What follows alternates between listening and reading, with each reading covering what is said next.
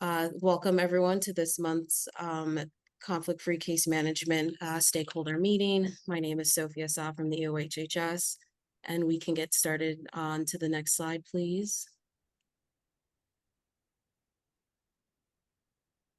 Just quickly for everyone, this is our agenda for today. We'll go through introductions, provide you all some updates related to the conflict-free case management implementation timeline and the certification standards, go through our next steps and answer some of your questions. If you have any questions as the presentation goes on, please put them in the chat and we will address them as we continue. Next slide. Just for your awareness, Jessica from Guidehouse is moderating, and the speakers for today will be myself, John Bonin, and Kiavin from the OHHS. Next. And just a reminder of the ground rules, the webinar is recorded. We ask just respect of each other's questions and each other's time. And as I mentioned, please feel free to utilize the chat, but there will be a set Q&A section at the end of the presentation as well. Next slide. And then we'll get started with the implementation updates. And I believe John Bonin will take this away. So go ahead, John. Good morning, everyone. One of the things we wanted to update everyone on today is a little bit more detail on the transitional timeline. As you can see under the categories, we're going to continue our monthly stakeholder meetings through December. And starting in October through December, we want to hold a series of smaller group meetings with providers to work through any of the implementation and transition items and the requirements for certification standards. So we'll be sending out invites and opportunities to schedule those sessions so that we can sit down and work through it in a little bit more detail in a smaller setting with each of you and answer your questions. We will be working through updates to all of our regulations and standards that we anticipate, given all the public comment timeline, that will take us through the spring and out till June to get all of those updated. We are expecting to post the certification standards next week for a public comment period that everyone can review. The policy and procedures manual will be completed as we get into December, as well as finalizing any of the training materials that need to go along with the certification process. Once the certification documents are complete, we will certify the application, and then we anticipate during January through March that we'll begin reviewing the certification applications and working with providers to certify them as conflict-free case management agencies. And that will continue. It's an ongoing process, as you know, using certification standards. We can continue that going forward for any willing provider. There doesn't have to be a set end date, but there are some things that are in place now. The current certification standards that are in place under OHA, those end June 30th. So the goal is, prior to that date, that agencies that want to continue providing case management go through the certification process and are certified by June. And then coming in April, we'll begin having the new code with the new rate available to bill through MMIS as we transition through the spring. So that's where the calendar looks like: January to March, working through to certify, and then beyond that, being able to operate as a conflict-free case management agency. Next slide, please. As we go through October, here's a list of some of the new and more detailed documents that will be out for use for this transition. A more detailed and refined list of roles and responsibilities that will then help feed the finalization of the procedure manual to ensure we have everything captured. As I mentioned, the certification standards out for public review next week, and as well as the application form after those are finalized in December. Next slide, please.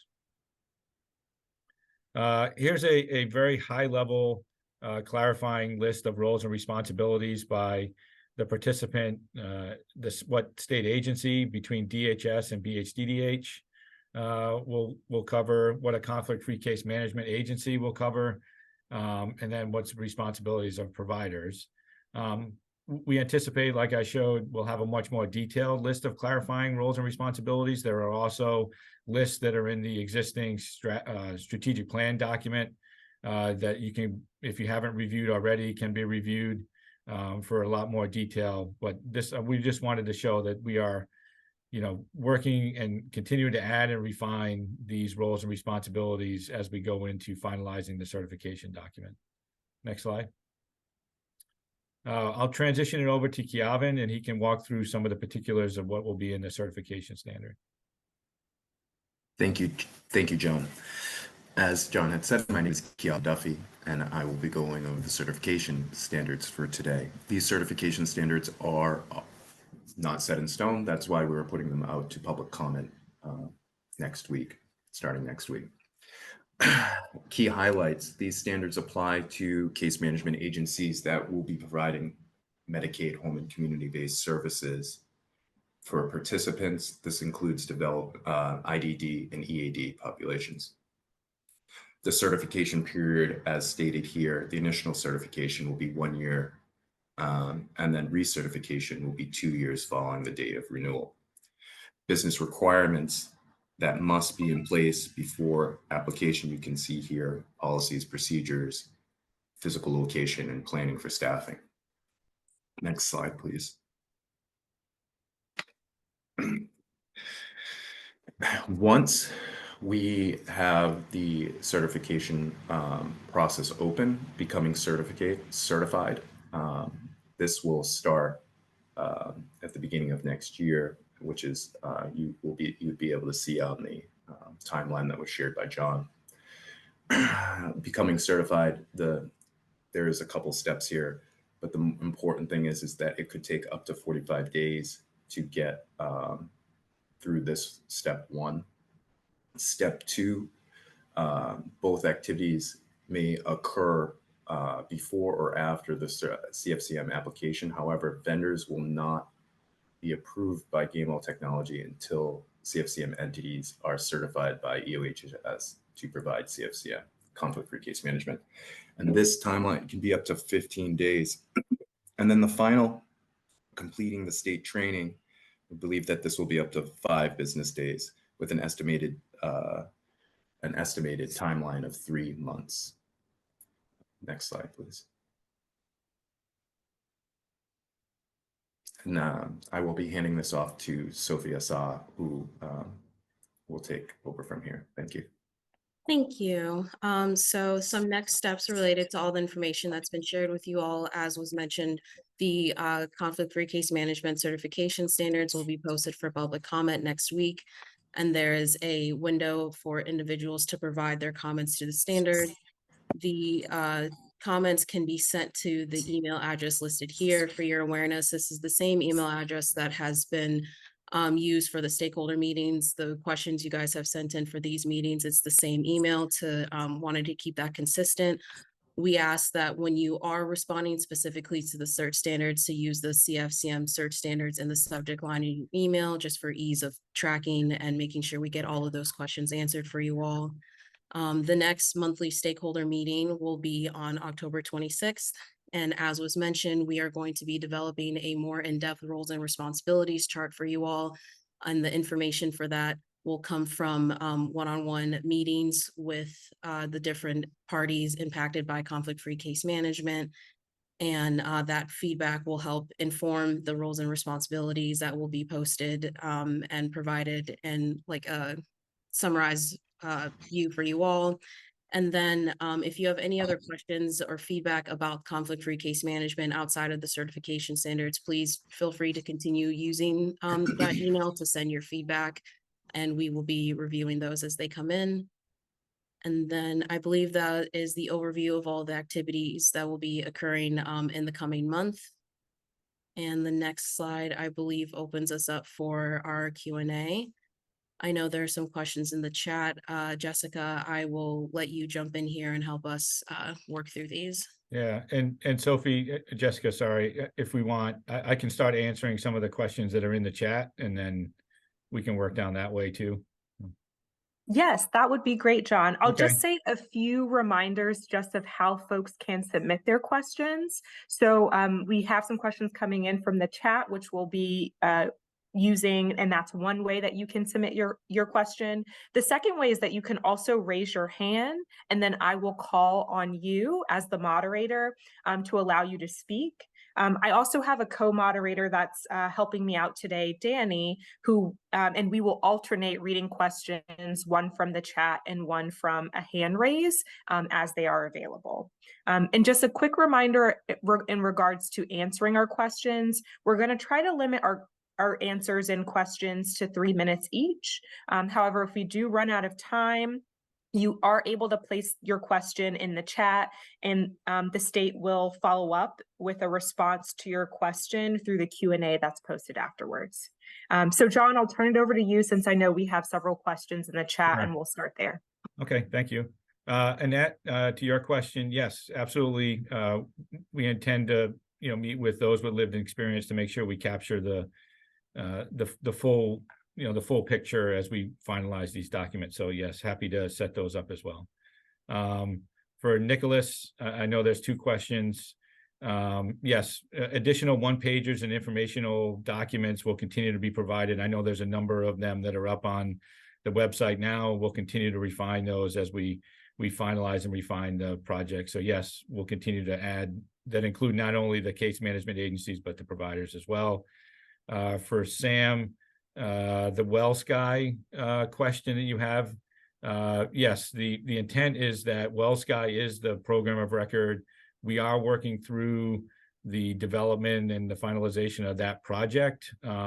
Hopefully next month when we give the update, we'll have a better systems update for you, but WellSky is the system that we are utilizing for an overall program of record to manage an individual's case. The next one from Nicholas, utilizing the certification standards is open to any willing provider that meets those certifications. So there's the maximum number is not there, but there is an anticipated target number that we have enough case managers to have a manageable caseload with each case manager.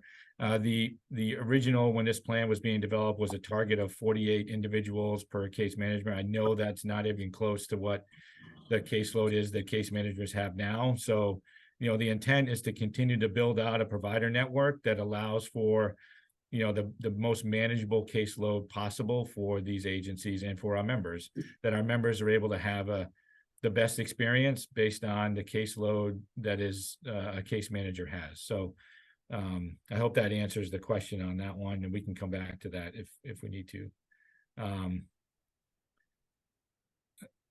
Certification standards and training requirements for DD and elder. No, we are using one combined certification standard. There will be a role and responsibility for BHDDH and a role and responsibility for OHA, and additional refinements in the procedure documents for the requirements for, managing services for each population. But in terms of a combined certification process, it is one certification process managed by EOHHS with support from the experts in both BHDDH and OHA. So I hope that answers that question. For the financial structure, we are using the rate of $170 per member per month. That was in the original strategic plan and was approved by the General Assembly in the FY24 budget. So it is a per member per month. There are criteria that need to be met in terms of contact with the member to be able to bill for that monthly rate. And again, that was outlined in the strategic plan and will be, further refined in documents that go forward. But that is the rate structure that will be applicable to both an EAD client or a DD client as we go forward. Don, I'm gonna pause Yep. here, and we'll take some verbal questions, and then we'll jump back to the chat. So I see Peter's hand. Peter, if you'd like to unmute yourself and ask your question, please go forward. Thank you, John. I appreciate the answer on the certification standard piece with regard to whether they'll be separate or one for both programs. That's very clear. The second piece of that, however, was training. And once these individuals come to the fore, they're identified as being conflict-free certified managers. Will there be any difference in the trainings that they would receive depending on what population they would be working with? Thank you. Yeah, Kevin, I'll pass to you, but I believe there is different training things that are being developed. So, Yes, sir. Yeah.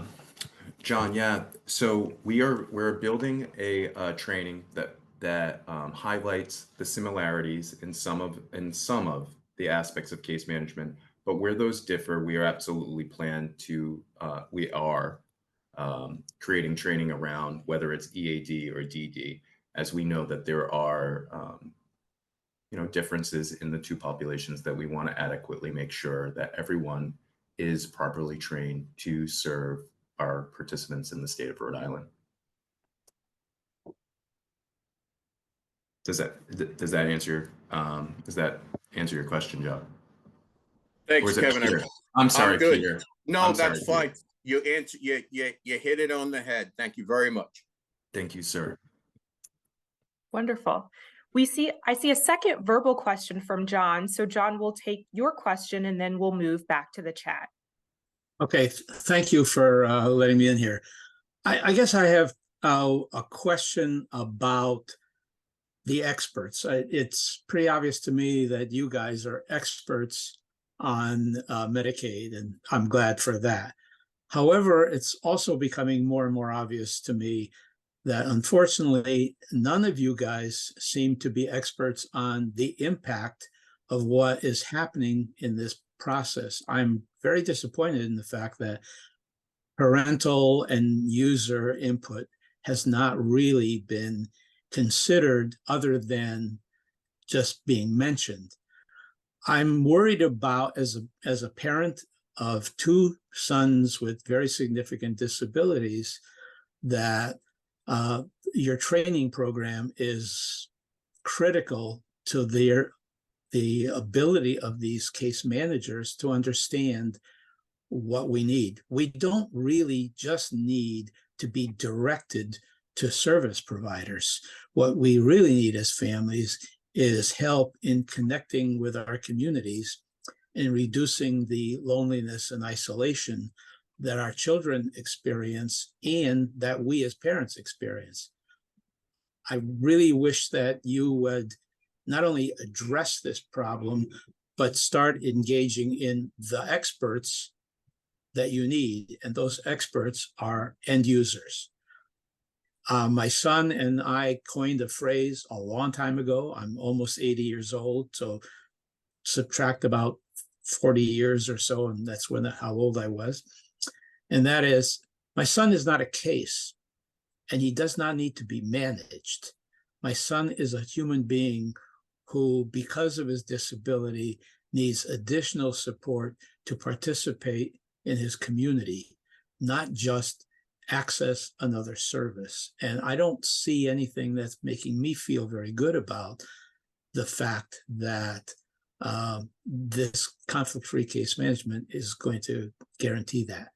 Can you kind of respond to my biggest concern about training about what life is really like, and about how are you going to not only listen to us, but actually add into your process our feedback and our recommendations?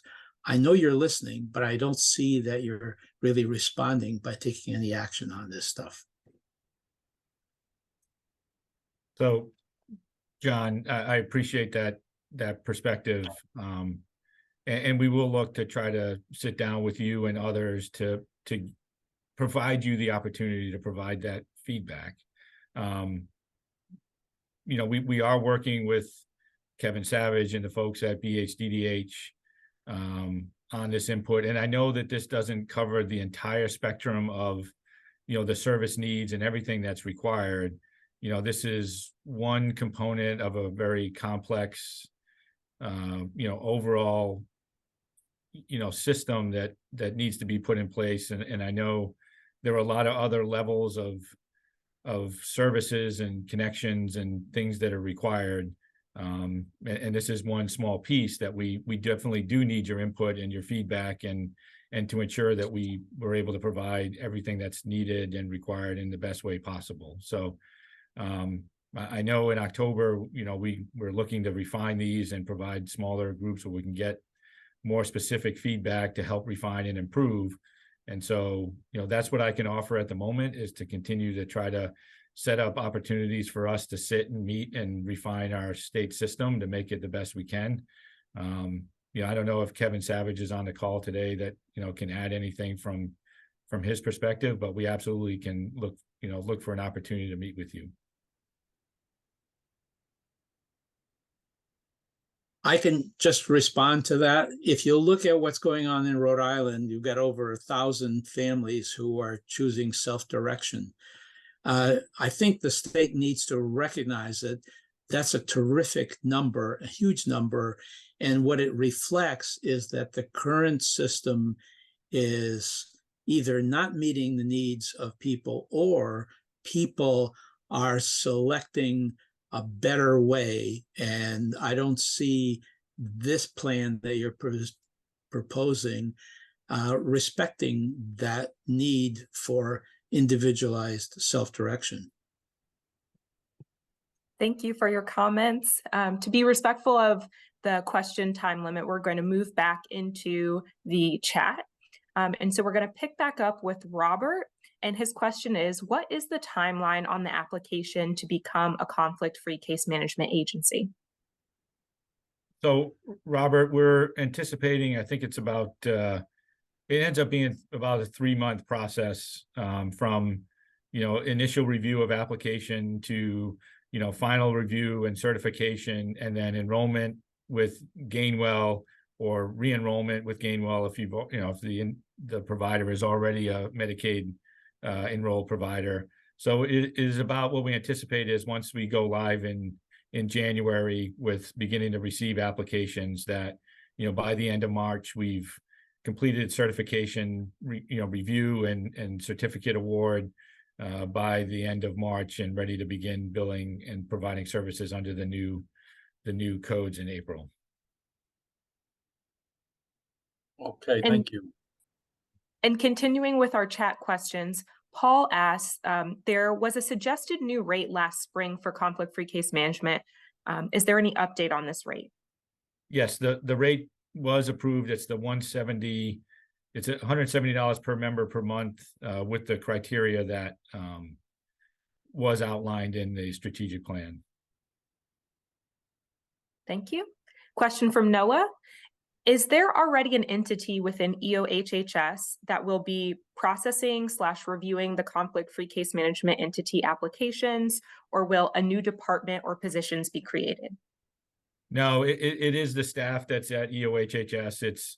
There's at the moment not an independent entity that will be reviewing this. It's the existing EOHHS staff that will, do the review, but pulling in experts from BHDDH and OHA to help with the actual certification process. Wonderful.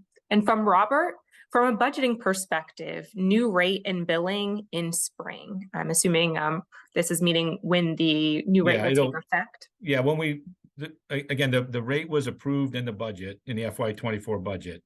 But now the system updates and the new code that's being built in MMIS will become active, we anticipate, about the 1st of April. And from Sam, the initial CFCM strategic plan had children as an excluded population. Is that still the case, or will children be a part of this new system? Correct, that's still the case. Wonderful. All right, moving to Tony's question. What will the process be with S109 and S110, request and approval for additional funding work? Our service coordinators and management usually submit directly to BHDDH. How will that work? How will the work CFCM person? How will that work with the new CFCM?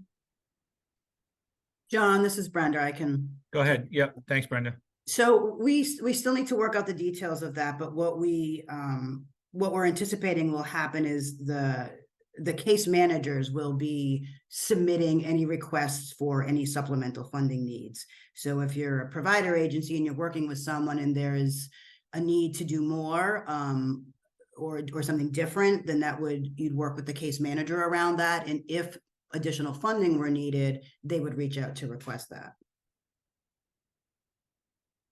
Thank you, Brenda. And Noah asks, is there a particular reason that 170 per member per month rate is being used while legislation is being discussed to increase the hourly Medicaid reimbursement rate? Sure. So that was the rate that was approved for FY24. Anything that is being discussed under the OHIC rate review or any other rate reviews would not go into effect FY24. It would be at the earliest FY25, which would start in July. So, we are going forward with the rate that was currently approved for this, and any adjustments that would come out of a reimbursement rate review would be for, have to go through the General Assembly process again and come out in an FY25 if anything were to change. Next question. Will EOHHS advocate in the legislature for financial support of CFCM on an ongoing basis, or will we be left stuck with the original financial structure?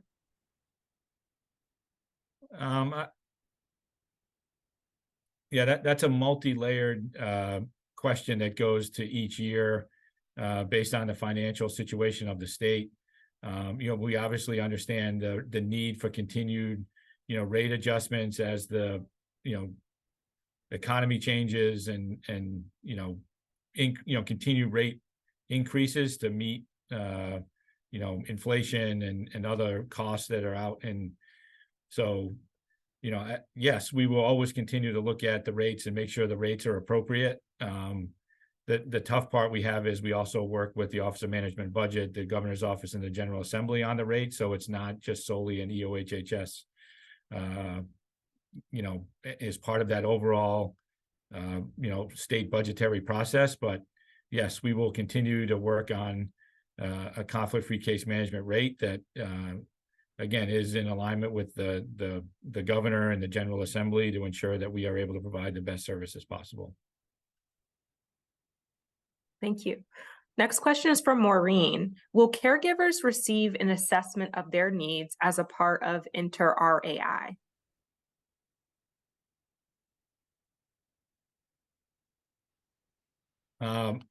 There isn't, right. So Maureen, the caregiver assessment, we are working that into a process, whether it goes into the Inter-RAI or it goes in as a separate field in terms of and whether we put it into WellSky, we have it outside of that. We're continuing to refine where the best place is to have that assessment live, so that we're able to efficiently gather the data so that we can provide the required reporting. So whether it's in Inter-RAI or outside of Inter-RAI, whether it's in WellSky or outside of WellSky, we're still trying to finalize where the best place is from a technology standpoint to have that process live. Thank you. Next question is from Chelsea. What is the age range for excluded children? It's over 19, if I remember correctly. Thank you. And then Kathleen, how will all the open positions in state government affect this program?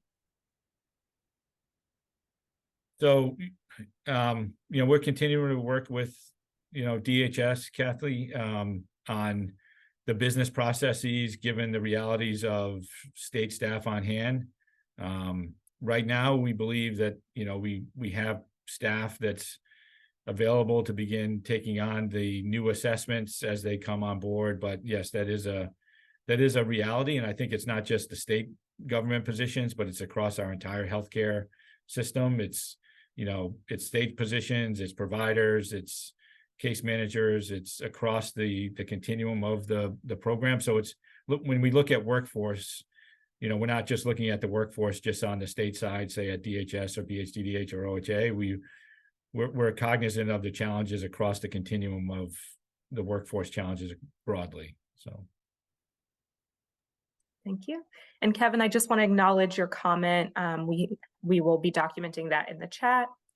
And then Jennifer asks, is there a plan for the state to schedule detailed discussions with shared living providers regarding potential impact for families seeking shared living, which has been an extremely challenging service authorization process? So I'll pause for that first question and then I'll continue. Yeah, we can ensure we have those scheduled as well. Mm-hmm. And then the second part of the question is, will there be draft revisions to shared living standards? I imagine other HCBS provider rules will need to be adjusted as well. Yes, those are being looked at. Right. Wonderful. And that brings us to the end of the questions that have been submitted through the chat. Just as a reminder, you can also ask a question verbally by raising your hand, and I can call on you to ask your question.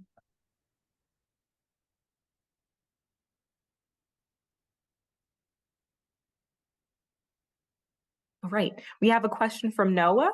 Regarding the reimbursement rate, my question was more regarding the decision for monthly rates versus an hourly rate. John, do you have additional context to provide on that question? Yeah, that goes back into last spring. A lot of that detail is in the strategic plan of how that rate was established.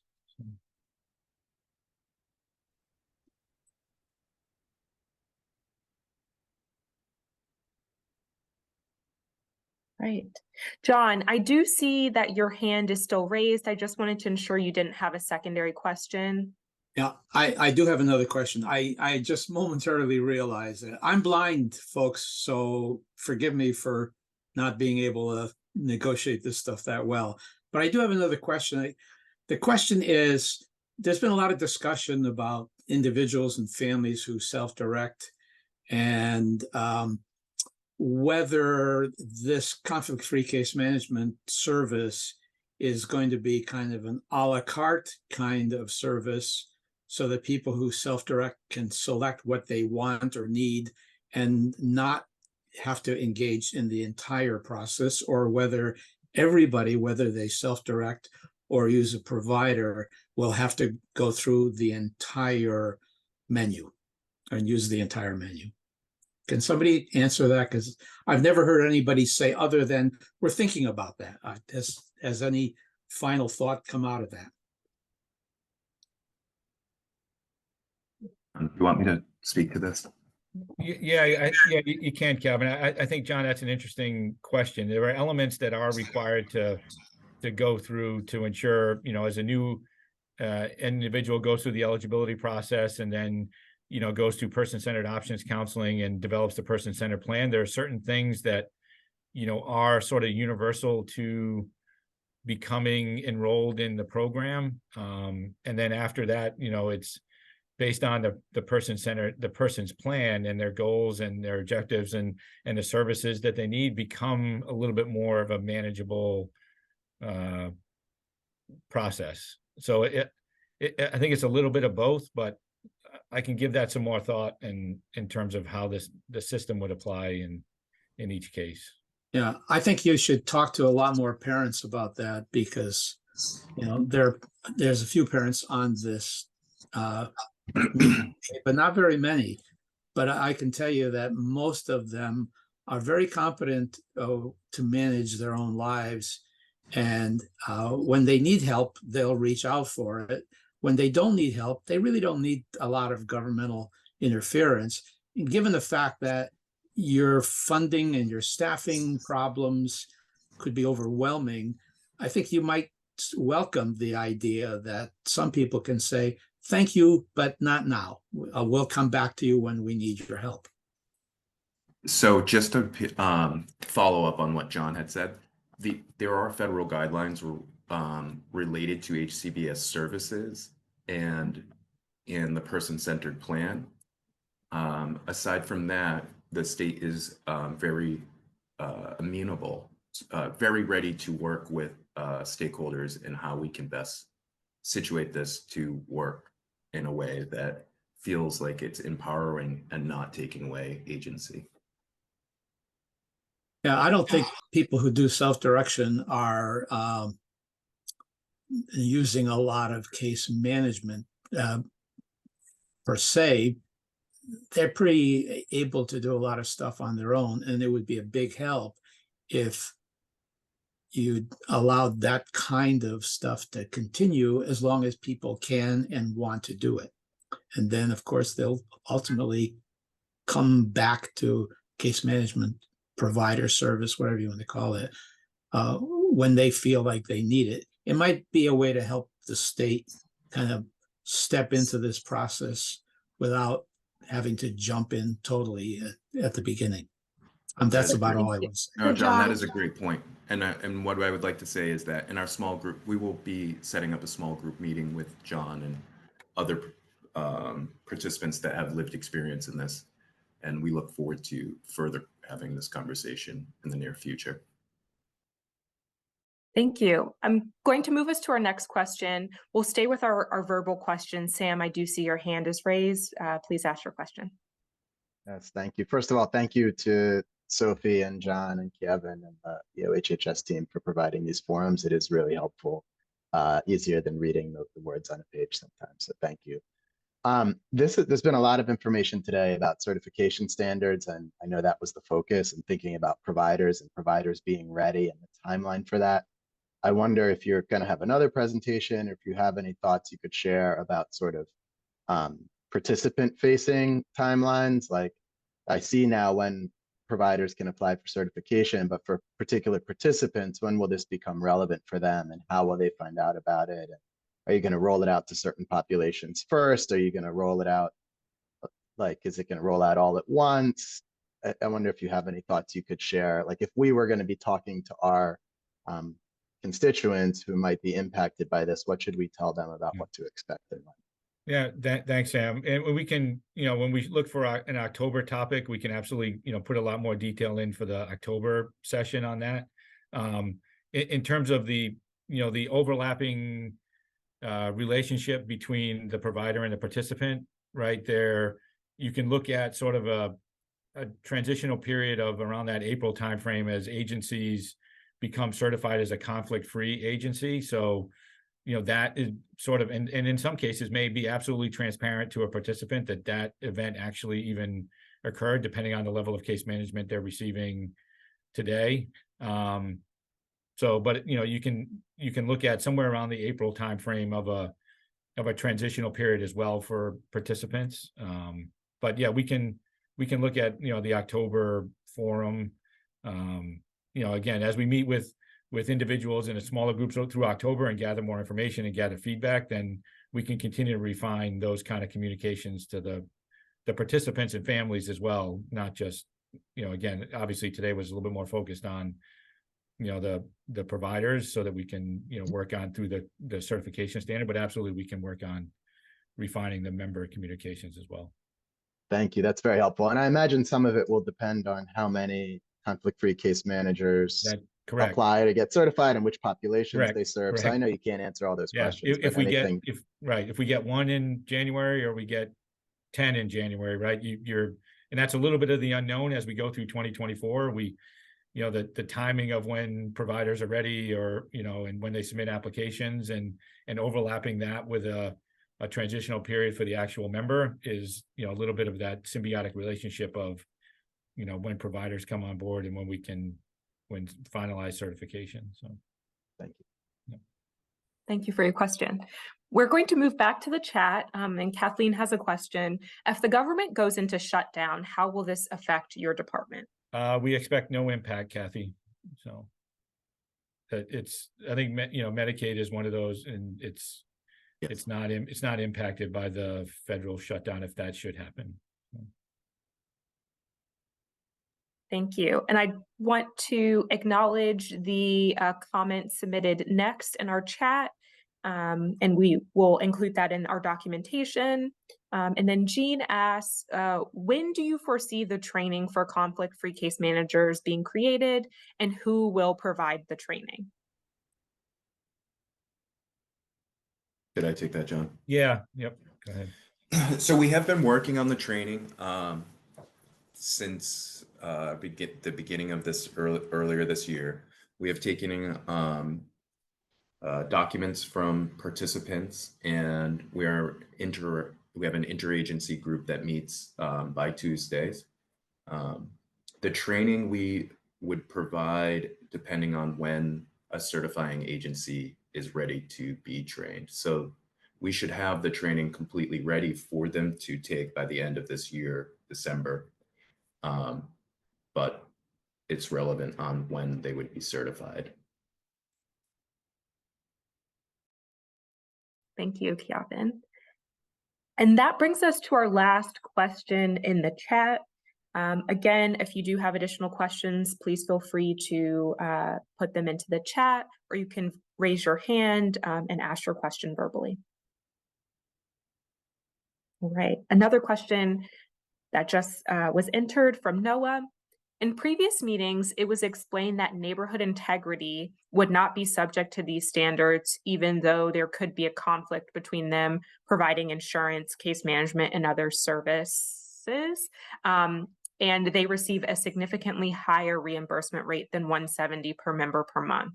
Can you explain a little bit more about the distinction between them and other CFCM agencies or entities?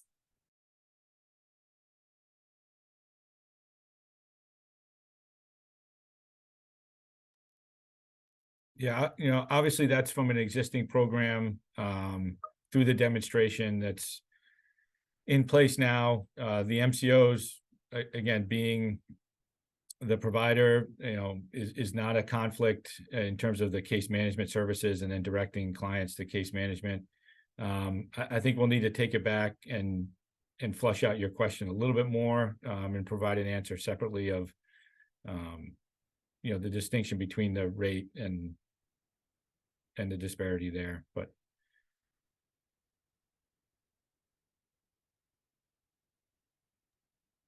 Thank you, John.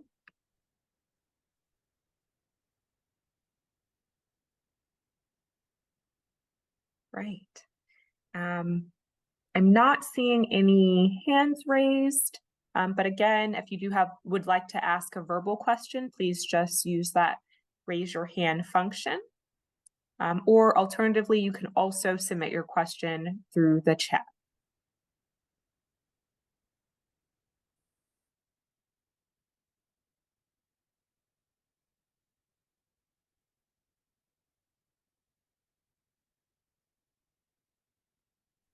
I'm sorry, Right. I cannot make my hand go up, but I do have one last question.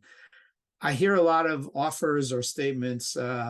We'll be looking to talk to end users, families, and individuals. How will that happen? How will I know that I will have an opportunity to participate in those things?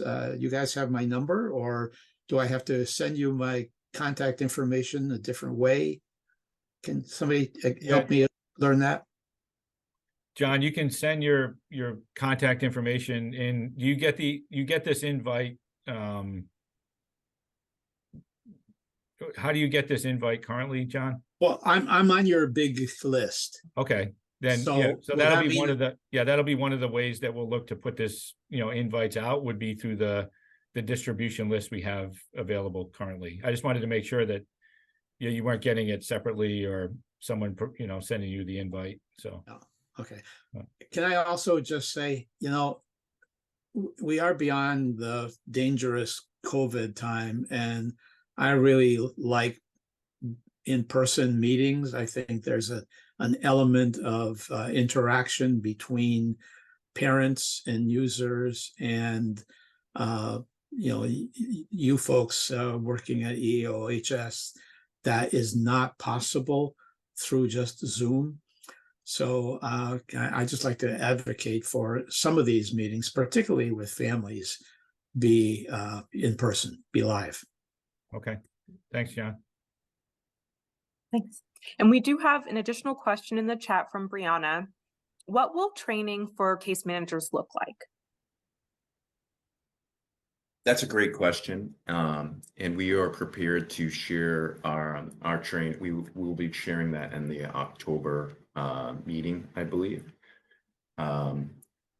We would put ourselves ahead if we were to share it now, because we do have a plan to meet with participants to go over this training and what it will look like.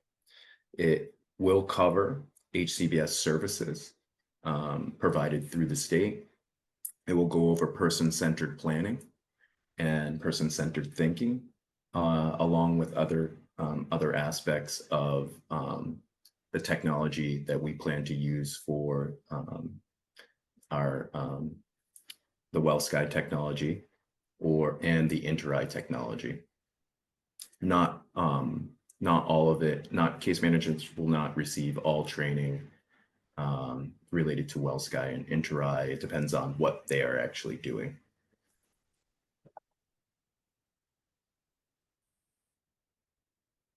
Thank you.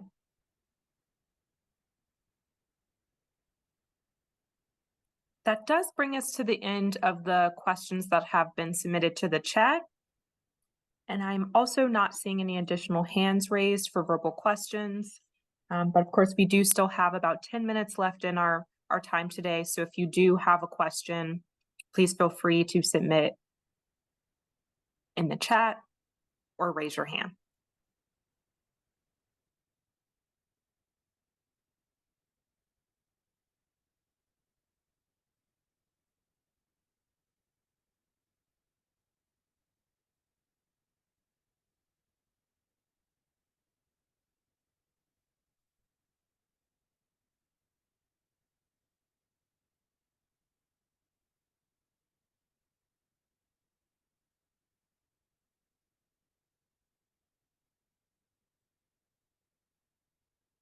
Hi, this is John Souza again. I can't stand no talking. So if nobody else will, can I ask you to indulge me for about a 5-minute little story that will maybe help you understand at least my thinking, and I believe the thinking of many parents. This is a kind of an apocryphal story that comes from a wonderful parent. Name is Frank O'Lean, who is one of the founding members of the advocacy movement, the ARC, and other places. Frank is now long gone, but he always used to claim to be a farmer from southern Rhode Island, where apparently farmers live. And he told the story of the farmer who was raising chickens, the famous Rhode Island Reds, and pigs. And he was having a hard time making a living, and so he gathered his constituents, his pigs and his chickens, and said, listen, I need some help. Do you have any advice for me of what to do? Chickens and pigs met. They got together and came up with a plan. And the plan was that they would start a promotional campaign to promote a new American breakfast, that famous new breakfast that involved the products of pigs and chickens. And the chickens far outnumbered the pigs in these discussions. And so the proposal was that they hire an advertising agency to promote the new American breakfast, eggs and ham, or eggs and bacon. And the pigs were not very happy with that, and they complained to the farmer and said, in concept, we really do agree that this is important and that we're willing to, make our contribution. However, we think it should be called bacon and eggs, not eggs and bacon. And the farmer asked, why? What's the difference? And the pigs kind of said, well, it's obvious. The difference is this, that when it comes to this breakfast, the contributions that the chickens are going to be making are kind of a temporary inconvenience. But for we pigs, our contribution is a lifelong commitment and permanent commitment. And so we think we should have greater say in how we are going to participate. And so the farmer said, yeah, I understand. It is a temporary inconvenience for some people, but for you, it is a permanent, lifelong commitment. And so he selected bacon and eggs, and that's how it happened. My point of all this is that we family members are engaged in a lifelong struggle and commitment. And as dedicated, as hardworking as everybody who helps us are, it is still only a temporary inconvenience.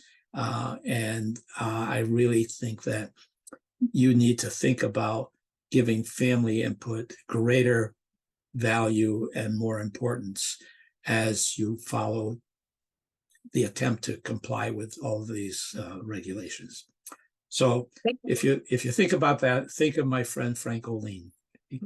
Thank you, Don, for sharing. I am going to move us to a few additional questions that have come in through the chat. So Noah has asked, state agency staff are given the role for EAD to perform initial functional assessments. In EAD, will there be more of a role for DHS staff beyond that initial assessment, or is it just eligibility beyond that? So yes, it is focused on that initial functional assessment for the DHS staff to do that.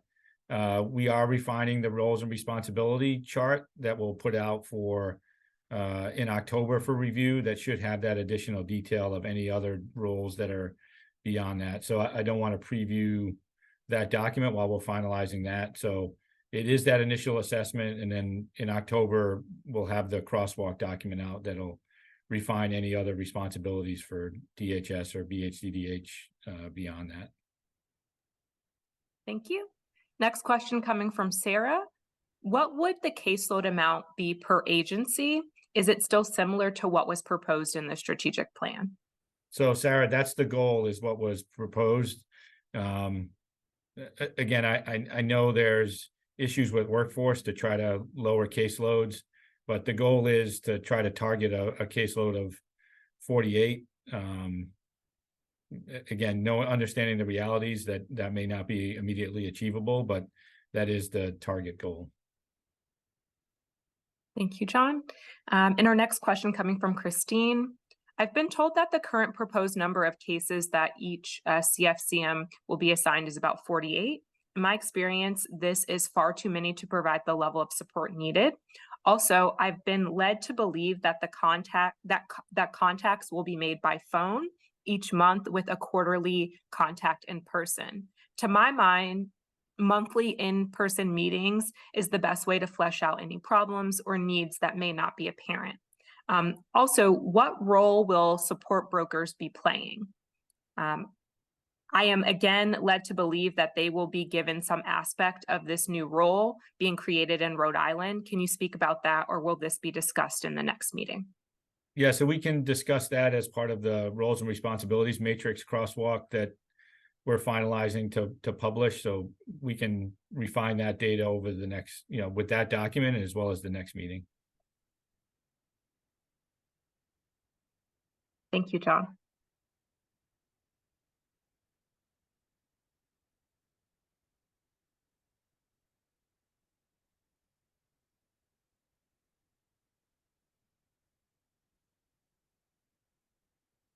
All right, we do have about 3 more minutes left in our session today. Again, if you have any questions, please feel free to put into the chat. If we're not able to address in the time that we do have left, we will be providing written responses in the Q&A document that is posted after the meeting.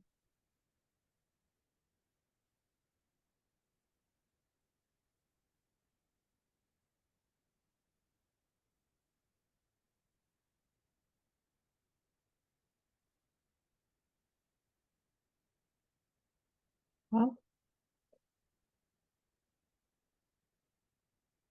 hearing no additional questions or not seeing any hands raised, John, would you feel comfortable us wrapping Yeah. up this meeting here? Okay. Yeah, I think we can close this out here, and then we can, take the feedback we've gotten and refine and set up the smaller group meetings that we talked about and refine the presentation for next, the end of October.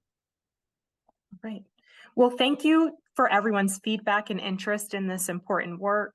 We will mark the end of our meeting today, but please be on the lookout for additional information about future meetings and materials on the state's conflict-free case management webpage. Thank you all, and I hope you have a great rest of your day. Thanks, everybody, and thanks, John, for your advocacy. Thank you, everyone. Have a great day. Thank you, everyone. Thank you for joining. Have a good day.